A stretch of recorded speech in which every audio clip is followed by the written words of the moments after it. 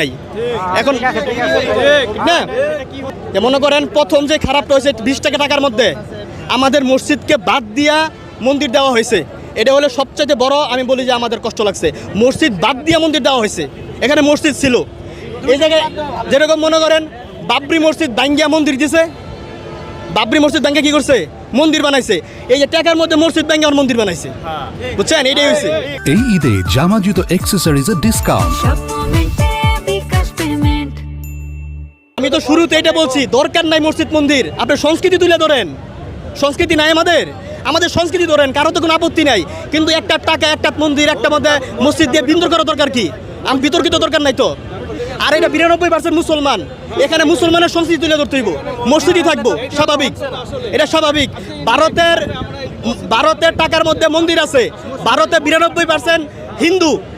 ওরা যদি মসজিদ দিছে কোনোদিন দেখছেন ওদের টাকায় মসজিদ আছে? তো ওরা 92% হিন্দু, এই যে মসজিদ না দেয়, তাহলে আমরা 92% মুসলমানের দেশে তাহলে কি এর মন্দির দিব? আমরা গেলে মানতে বাধ্য। রাষ্ট্র যদি আমার উপর চাপাই দেয়